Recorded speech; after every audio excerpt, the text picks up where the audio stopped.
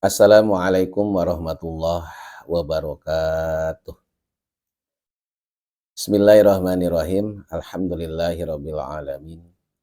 Wa bihi nasta'inu ala umuri dunya waddin. Wassalatu wassalamu ala asyrafil anbiya'i wal mursalin. Sayyidina Muhammadin wa ala alihi wa sahbihi ajmain. Amma ba'du. Para pemirsa yang dirahmati Allah, mari kita teruskan kajian akidah kitab Jauhar Tauhid karangan Asy-Syaikh Ibrahim Al-Laqani.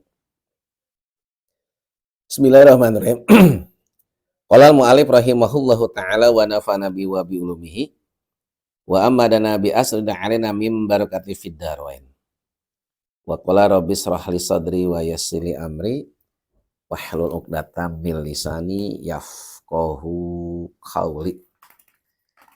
Bismillahirrahmanirrahim.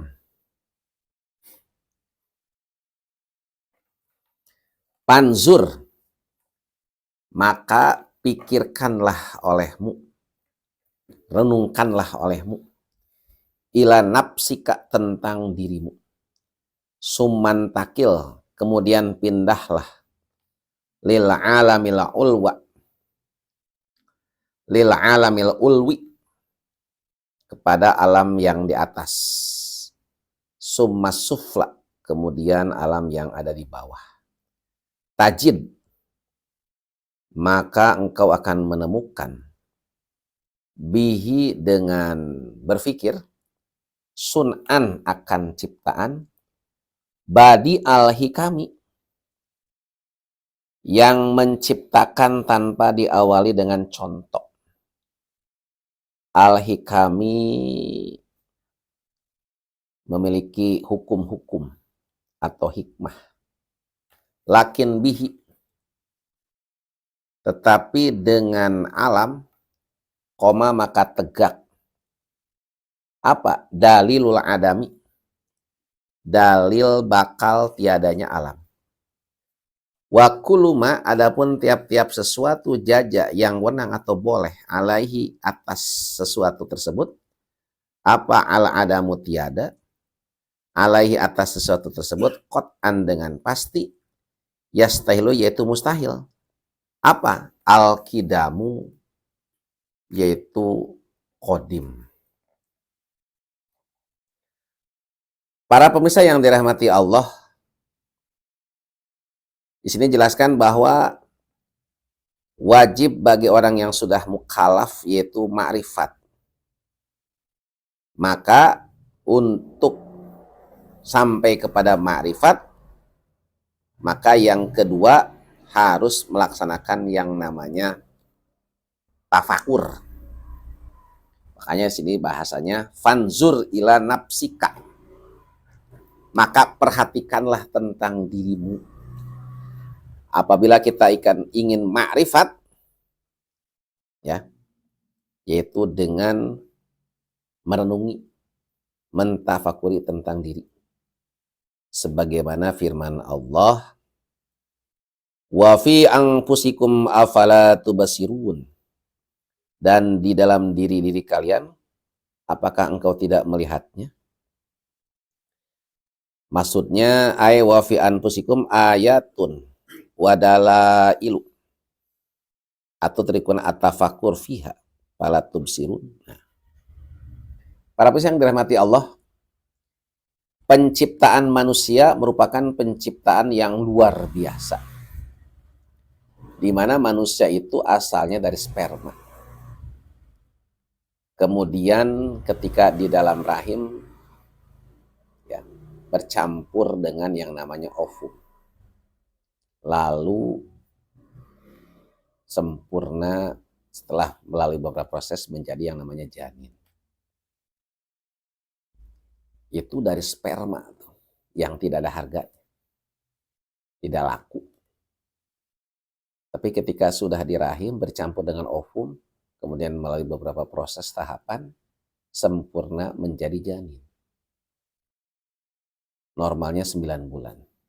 Kemudian lahir menjadi bayi. Kemudian setelah bayi berubah menjadi anak-anak, berubah menjadi remaja, dewasa, tua. Di sini kita menyaksikan tuh perubahannya tuh. Nah, siapa yang merubahnya? Allah Subhanahu wa taala. Bahwa kita ini manusia asalnya tiada. Kemudian diadakan, diciptakan oleh Allah. Ini baru tentang perubahan dari yang tadi saya jelaskan. Belum tentang penglihatan, pendengaran, penciuman. Ya. Termasuk yang harus kita renungi apa nih? Ini seperti ini kuku. Ini kuku panjang, kita potong. Seminggu 2 minggu panjang lagi. Nggak kerasa tuh.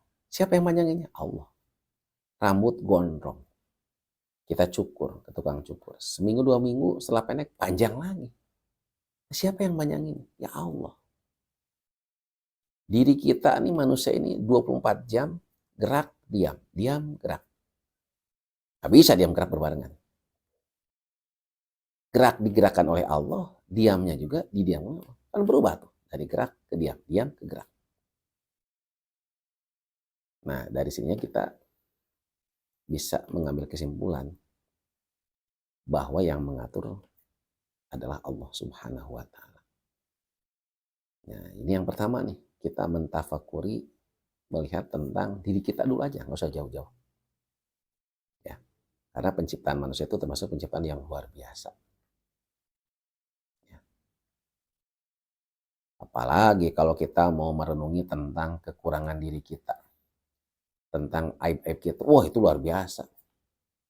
Ketika kita menyadari, oh ternyata diri kita ini masih punya virus atau penyakit yang namanya ria, masih ada ujub, masih ada sombong, masih ada iri dengki atau hasud, dan berbagai penyakit hati yang lainnya. Kalau kita mau bertafakur, wah ini udah luar biasa. Sehingga nanti akan ada kesadaran untuk membersihkan hati. Para pemirsa yang dirahmati Allah, setelah merenungi tentang diri, baru kita merenungi alam yang di atas. Apa itu? Langit, ada matahari, ada bulan, ada bintang. Ya, belum lagi planet-planet. Itu planet berputar, beredar sesuai dengan orbitnya. Pasti ada yang mengatur. Nggak ada yang tabrakan.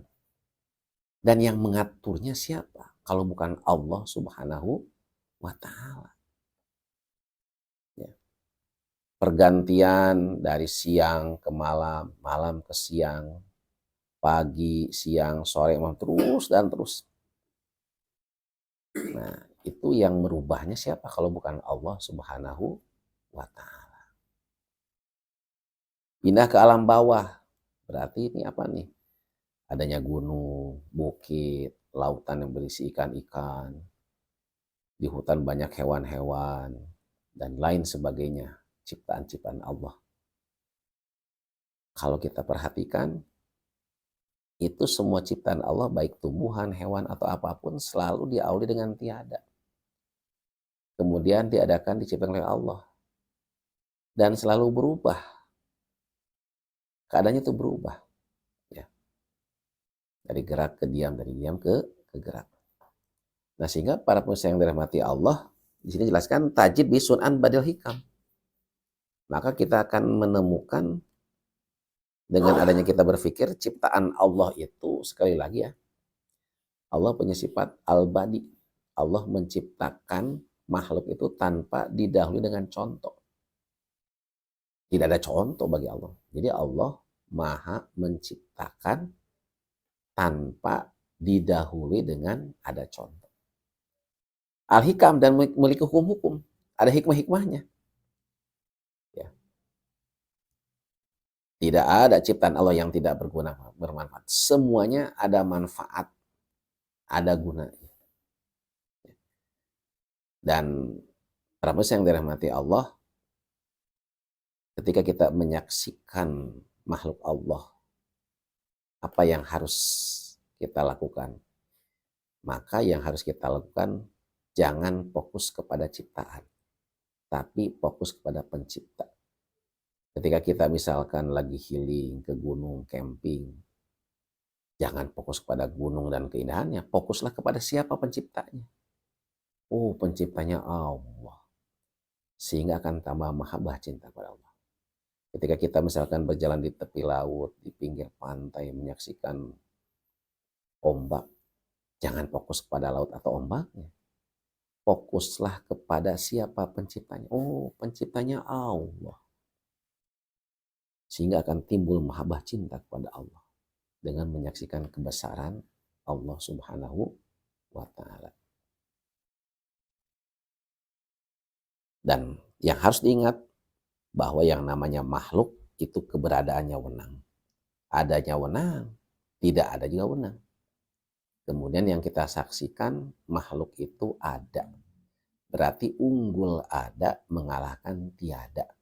Siapa yang mengunggulkannya? Allah Subhanahu wa Ta'ala. Sini dijelaskan wa kullu majaja alaihil adam alaihi qat'an yastahilu al-qidam. Ya. Di sini jelaskan ya, bahwa pengarang menyimpulkan tentang dalil akli yang menunjukkan kemustahilan bahwa alam itu kidam. Mustahil Allah itu kidam, tidak ada awal, itu mustahil. Nah, uraian dalil aklinya adalah alam itu wenang atau boleh ya, karena didahului dengan tiada. Sedangkan tiap-tiap sesuatu yang wenang atau boleh atasnya didahului dengan tiada, niscaya mustahil keberadaannya itu kidam, tidak ada awal, mustahil. Maka disimpulkan bahwa alam mustahil kidam, mustahil tidak ada awal, karena yang tidak awal hanya Allah Subhanahu wa Ta'ala. Bila mana mustahil alam itu kidam, maka kesimpulannya alam itu baru. Kenapa? Karena sekali lagi alam itu didahului dengan tiada. Dulunya tidak ada, kemudian diadakan, diciptakan oleh Allah Subhanahu wa Ta'ala. Para pemirsa yang dirahmati Allah, demikian sampaikan, kurang lebihnya maaf. Assalamualaikum warahmatullahi wabarakatuh.